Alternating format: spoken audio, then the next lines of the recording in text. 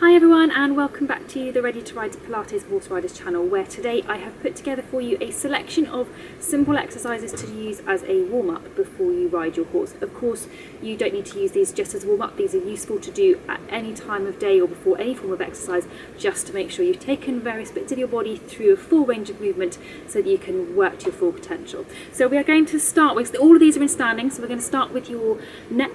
And I'd like you, before you start doing anything, to really think of drawing up through your spine, lengthening up through your spine, thinking of when you're going to be sitting on the horse and you want that nice, elegant, lengthened spine posture. Then we're going to start with your neck and turn your head from side to side. And as you turn, you want to think of keeping your eyes level. First of all, it's better for your neck, so that if you do that, it squashes the joints of your neck as you turn. But also, if you're thinking particularly of doing lateral work, if you're schooling, or if you're going to be jumping, you want to make sure that you are level and not going to be collapsing down, tipping as you go. So start at the top, and it should follow through. Okay, then we're going to move on to your upper back, so on the middle of your back as well. So arms across your chest. Before you start this one, check that your headlights are pointing straight ahead and feel that you've got equal weight through your feet, so the lower half of your body is staying absolutely still. Then you are turning, this time, your shoulders from side to side, and again the focus is on keeping level. Again, if you're thinking about lateral work or jumping particularly, and that tendency we all have, if we're honest, of tipping from down to one side or collapsing on one side, this is a great way just to prime the brain, thinking, keeping level. But also we want to make sure you've taken your spine and all the muscles around it through their full range in both directions before you start. You don't want to be stiff to one side, because obviously that's going to impact on what your horse is going to feel. Okay, you can also do this one sitting, both of these in sitting if you want to, but I think standing is a little bit more practical on the yard. Okay, then we're going to move on to waking up your shoulder muscles. You want to be aiming for that really nice light contact, strong from your shoulders, light through your hands. So you need to wake up your shoulder muscles. Have your hands in this sort of position. In Pilates we call this the dumb waiter, but obviously you could think of it as holding your reins instead, whatever works for you to get your brain in gear. Think of drawing your shoulder blades back and down lightly together, then relaxing just a fraction. Make sure you're breathing into the base of your lungs, and then start to turn your arms out. Keeping your elbows gently tucked into your sides, so that feeling of 50-pound note stuck between your elbows and your sides. Always keeping shoulder blades back and down. And making sure you're breathing into the base of your lungs. And then we're going to take your arms up and out, and down and in. Still keeping your shoulder blades back and down. So you're thinking of strength through your shoulders and nice light hands. What you want to transfer through to your horse. So you're waking up those shoulder muscles. If you want to do this with a resistance band, absolutely fine, just to wake the muscles up even more, but you won't always have one to hand when you're on the yard. Okay, one more. Okay, and then we're going to open out through the whole of your back. Now you've worked the muscles, we're really going to open out through the whole of your back. I'm going to turn to the side for this one, so put your hands together, turn them over, push forwards and away, so you're stretching those muscles that you've just worked. And then right up to the ceiling, breath in at the top, and then bring your arms back down. I love this stretch, it's really good. So again, push forwards and away, feel that stretch around the back, and then reach right up as far as you can for a breath in. And back down, we do one more. So really round through your back, and then up to the top for a good big breath in. Okay, and then bring your arms back down by your side. And we're going to move on now to waking up the lower part of your body. So we're going to start off by loosening off through your hips. Clearly this is a really key joint for riders, thinking of that nice wide position onto the horse. So we're going to loosen off through your hips, bringing one leg up, out and down. Then bringing the other leg up, out and down. Trying as you do this, although we're thinking primarily of loosening out through the hip joint, this is still a good way or good exercise to use just to tune your body into thinking, just because I'm on one leg doesn't mean that the body has to join in. So keep your body as still as you can, shoulders stacked over your headlights, and try to keep your headlights to the front so the movement is coming from the hip joint. That's actually right in the middle of your groin, and you're not achieving it by moving through your pelvis instead. Keep it specific to the hips. If you're stiff on one side, don't worry, just see if you can work it through. Obviously if you've had something like a hip replacement or any other hip surgery, or if you have a hip problem, your range won't be as good. That's absolutely fine. Work with what you've got. One more with each leg, she says, falling over.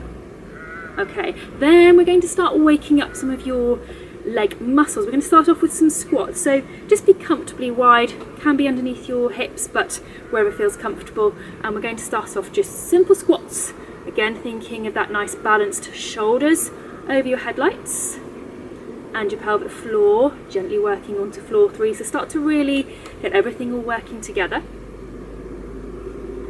And then we're going to add in waking up your glutes a little bit. So I'd like you to keep your pelvic floor onto floor 3, but now think of squeezing through your bottom muscles on the way back up. So pelvic floor, squeeze through your bottom muscles. Pelvic floor, squeeze through your bottom muscles. So as you squeeze through your bottom muscles, you're switching on your glutes. We want those to be nicely awake before you get on the horse. So do one more just like this. Okay, then we're going to go into a slightly wider position. Probably a little bit wider than you need for your horse, unless you're on a nice big wide cob, but still a good starting point. Okay, so we're going to carry on the same thing, thinking pelvic floor onto floor 3, and that squeeze with your bottom muscle on the way back up, keeping your shoulders over your headlights and making sure that you're breathing. Obviously when you're going to get on the horse, you want to keep breathing. It's going to help your relaxation and keep the horse relaxed too. But sometimes when we get busy focusing on what we're doing, particularly if we're schooling or working, it's easy to forget about the breathing, so make sure it's part of your plan for now. Okay, then we're going to add in your arms, so really tuning in your brain, all the different parts of your body all working at once. So hands back into this position, they can be flat, they can be in your rein holding position, it's up to you. Check shoulder blades are back and down, shoulders stacked over your headlights, and now we're going to go into your squats, but this time you're going to add in a give and retake of the reins. If you're going to be doing a jumping session, why not turn this into an actual forwards as if you're going over a fence position? Doesn't matter, it's up to you. Modify it according to what session you're going to do, but whatever you're doing, keep the basics. So shoulders back and down, shoulders over your headlights. Use the pelvic floor, use the bottom squeeze, and keep your hands level, so you still want that light feeling through your hands. It's the shoulders that are doing the work. Wake everything up. Okay, 2 more of this one. Good job. Okay, then feet back underneath you, and we're going to wake up your glutes really, really thoroughly with this last one here, standing. And we are going to do your standing clam. So 1 foot up. Excuse if I've got grass over my feet, I've just mown the lawn. Okay, so shoulders over your headlights once again, pelvic floor, and then you're taking your knee out into your clam position. Now, if you have got a wall handy, you can do this against a wall. So you push your knee out against the wall. Just adds a little bit of resistance, makes it a little bit harder, wakes up your glutes even more. What you want to try and do is take your knee right out as far as it can go, even if it's only for some of the reps. That's going to take your glutes really through their full range and wake them right up. Your glutes are your powerhouse, remember. Really important when you're riding, particularly if you're doing any out of the saddle work, so fast work, jumping, anything like that. 1 more on this leg, foot back down, then we're going to swap to the other side. Get your balance, check shoulders are over your headlights, and off you go. So once again, you're thinking of trying to take that knee out through its full range as much as you can. You may well find that one side is easier than the other, not just because you've got better range in the hip, but because you're stronger. It might be stronger on the side that you're working. It might be that you've got better balance on one leg. Very normal, but what you're hoping to do by doing regular sessions like this is improve that so that you're not so different from one side to the other. That will really help your riding. Okay, a couple more. Last one. Super job. Okay, feet back down again, and then we're going to have a little walk on the spot just to make sure your legs aren't feeling too tight having been stood on the spot. And we're going to finish off with, it's a kind of sort of stretch, but we're not trying to stretch anything but actually lengthen the tissue. We just want to take the tissue through its full range before you get on the horse, and that is going to be for your calves. I'm going to go sideways for you so you can see a little bit better. Stand into a little baby lunge position, so one knee slightly bent. Check your shoulders are over your pelvis again. Then you're going to lean slightly forwards. You should feel a little stretch down the back foot, and then you take a little step back. And then you lean slightly forwards, and again take a little step back. and then one more, slightly forwards, little step back, and you should feel a bigger stretch, probably also slightly stretching now through your hip flexors, and then come back up. Now we're going to do the same the other way, so we're starting off with that little baby lunge position, slight bend of the knee, and then a little step back. And again, little bend forward of the knee, little step back,